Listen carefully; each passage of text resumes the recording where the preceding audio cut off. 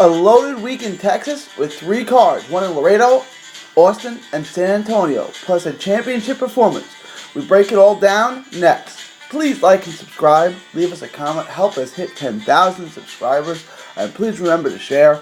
Welcome, welcome, welcome, welcome to another episode of the Lone Star Roundup. It was an absolutely loaded weekend of sweet science in the Lone Star State that kicked off in Laredo Friday night at the Sames Auto Arena. Hometown hero Jorge Castaneda scored a one-side unanimous decision over game rugged Mexican veteran Pedro Emigan.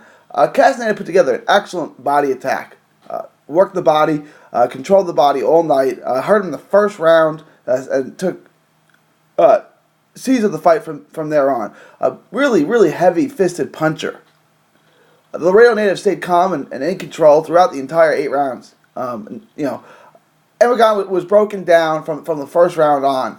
Really broken down with those body shots, and he spent a lot of the night on the retreat, really not wanting to engage with Castaneda. As you can see, the 22-year-old Castaneda's body shots were really taking its effect on him. His face was all busted up from the straight right hands. And Castaneda looks really good. Ran his record to 13-1, has 11 knockouts. Fight did go the distance, but Emigan was rugged.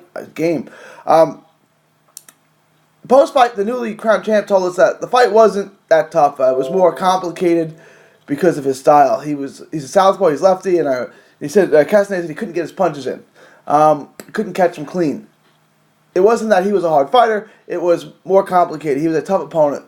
He was a tough opponent. He took some punches. So it was one of those things where he was a tough guy, not necessarily a tough fight for Castaneda. In the co-main event, fellow Laredoan Jorge Ramos bounced back nicely with a devastating TKO over Gustavo Molina, a veteran with 24 wins. And he took home what's called the ABF, American Boxing Federation, American West Featherweight title. Got him back in the win column as well. In his last outing, Ramos dropped a highly competitive decision in a fight against Iskander Karshan of Kazakhstan. That was in Austin, and it was for the WBC Youth Intercontinental Super Bantamweight title. That was back in December of last year. So brutal 8-round affair. It's a decision loss for Ramos, but a great fight. You guys can go back and watch it. It was streamed. It was on television. But if you can get that, take a look at it. Ramos versus, and I'm going to say this name wrong. It's Iskander Karshan of Kazakhstan. Really good super bantamweight bout. I'm sorry. Really good super featherweight bout.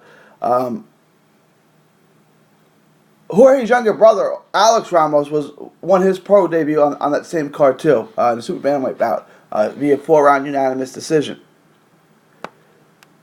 In what was certainly the most interesting fight of the loaded AAA promotions card in Laredo, Marcos Castro won his pro debut via DQ over Jose Cardenas. Now Cardenas is from Laredo. He's a regular on these cards. After scoring the first, Cardenas was knocked down in the first round twice. Cardenas came back and racked Castro in the second round, put him in the ropes, and was pummeling him. The ref called it a knockdown. It seemed like Cardenas was unaware of that, and he kept swinging. The ref jumped in, and Cardenas threw one more shot. The ref jumped in. The ref then administered the count, and then waved the fight off. We all thought the fight was over. If the fight was over, we all thought Cardenas had won by knockout. He tells the scorers that he had disqualified Cardenas. Really odd setting. An ugly little fight broke out between the two camps after that. It was separated. But the official ruling was that it was Castro via disqualification. Cardenas lost when the ref said that he threw excessive punches and refused to stop. The last one seemed unnecessary that Cardenas threw. He kind of threw it around the ref. The ref counted though. That was the weird part. Like, why didn't he just wave it off at that time? We all thought he had stopped the fight. Cardenas was pummeling him. It looked like Cardenas was about to get the stoppage. The ref had ruled Castro down, and it was a good ruling. The replay showed it was a good ruling. His glove had hit the ground, and he kind of was sitting up against the ropes. Now, I'm not sure if the ref ruled him down his glove down, which it was, or that the ropes were holding him up, which they were. But either way, it was a knockdown. The ref got the call right. Um, and Cardenas didn't know that or didn't care. I mean, it was tough. I could see the disqualification, or I could see him ruling it a knockout. I don't know. It was one of those things. If you guys can go back and watch it, I hope you do that. The undercard also featured undefeated blue chip featherweight prospect Rafael Morales, also of Laredo, who scored the third victory of his career, picking up a decision over a tough guy journeyman named Eric Rocha. Morales is 17 years old. Showed unbelievable poise and patience. Really picks his shots well. Good footwork. Morales has 2 wins over a guy named Cesar Castro, who's a good-looking prospect himself. This kid Morales is the real deal. He had only 11 pro fights. He's only 11 amateur fights. He's only 17. And the skill set and the patience and the ring IQ is through the roof. Check out the interview that we did with him post-fight. Check out the interview we did post-fight. It's on 3D Boxing blog on our Facebook page, so go check that out. And remember to like us there as well. Leave us a comment. But the kid had unbelievable hand speed accuracy on the inside, beat him up on the inside, and then boxed beautifully and was a sniper from long range. This kid, it's just a name to remember. And in the featherweight division, his trainer said he can go down to 122 for the right fight, but 126 seems like a good division for him. Remember that name, Rafael Morales. It's another Morales, so he's going to have a lot to live up to with a last name like Morales in the featherweight division. On Saturday were 2 more big cards. The first one in Austin, Texas, that was main evented by Kylene, Texas native of Rushard Hicks, who put together a masterful performance, scoring an 8th round TKO over Daniel Knifecheap of Oklahoma. Too quick was just that, indeed, and a lot more. He was not only too quick for Knifecheap, but he was too smart, too savvy, too strong, too accurate, too powerful. He really blew out Knifecheap. Dropped him 3 times in the 1st, 3rd, and 7th. And then pummeled him in the 8th. I thought the ref or the corner, someone should have stopped that fight early. Hicks put a brutal beat down on him, and then finally got a stoppage. We talked to Hicks before the fight, a week before the fight, and he said he wanted to get the knockout. He wanted to bring that KO percentage up, and he did just that. And he looked really good, switching back and forth between the conventional and southpaw stance all night, and just Knifecheap really didn't move his head, so he made life easy for Hicks. But Hicks did not miss with power shots from both stances. Really good performance. He gave himself an A. I don't disagree with him. He got the knockout, got everything. Really one-sided beatdown. But shout out to Daniel Knifecheap of Oklahoma for being as durable as he was. Almost too durable. On the undercard, there was upset in the air as the Hawk, Marquise Hawthorne, scored a major upset in capturing a regional ABF title over Robert Redmond, the previously unbeaten Robert Redmond of Houston. After being out-jabbed and outboxed in the first 2 rounds, it appears, Hawthorne switched the pace, right? Hawthorne was outboxed in the first 2 rounds, came back strong, and started landing big left hooks.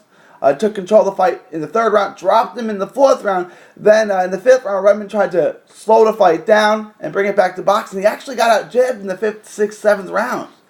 In the 8th round, Redmond let loose, tried knowing he was down on the scorecards, went out like a bull in a china shop, hurt Hawthorne early in the round, but Hawthorne bounced back, survived, ran out the clock, so to speak, and took home the decision in the ABF title.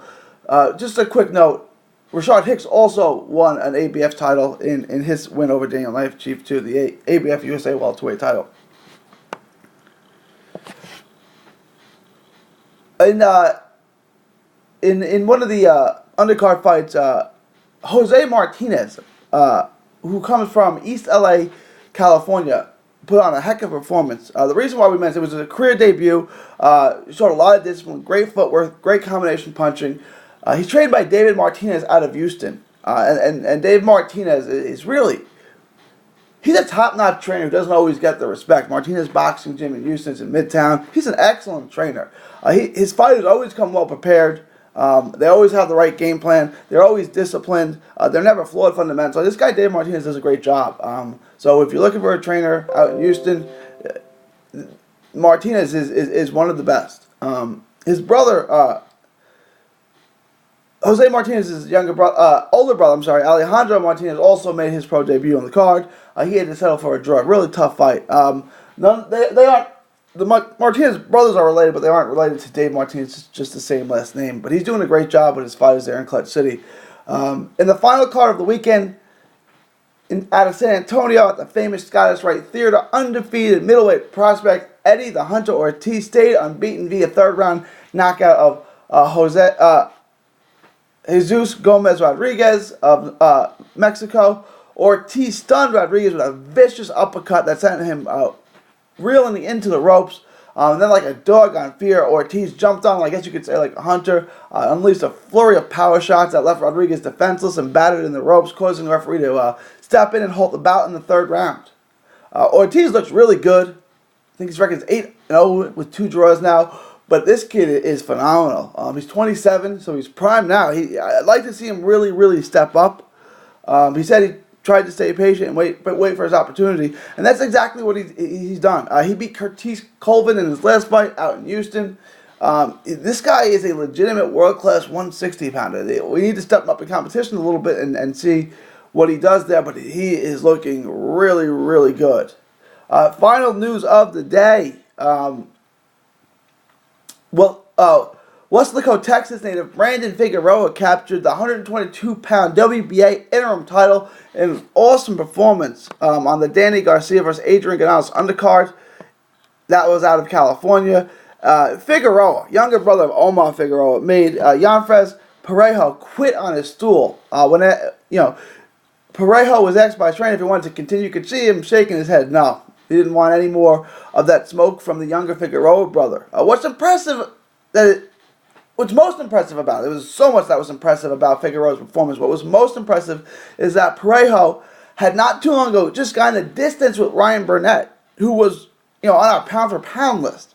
And the Valley native Figueroa blew this guy out, made him quit. Absolutely blew him out. So he's ready.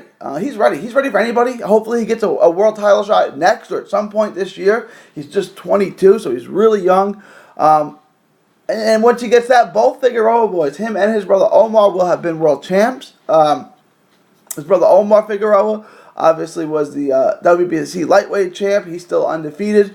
So hopefully we get them both back in the ring, but not on the same card. Don't do like what the Charlo twins do. Don't do that. Don't fight on the same card. Each headline your own night, because you guys deserve it, and it's less distracting. It's fun watching the Charlos fight on the same card, but it's probably not in their best interest. And I don't think it would be in the best interest of Figueroa's either. But let me know what you guys think. Leave your thoughts, comments below. Check out 3D Boxing on Facebook. Check out our YouTube page for all the latest. Please like and subscribe. And please remember to share. Hit that bell icon as well. For the Lone Star Roundup, this is 3D Boxing from Texas to the world. Thank you, and God bless. Enjoy 3D Boxing vlog videos? Show us some love by clicking the like button. Don't miss a tweet, post, story, or video. 3dboxingvlog.com is also on Facebook, Twitter, and Instagram. Hit the subscribe button now to stay inside the ring.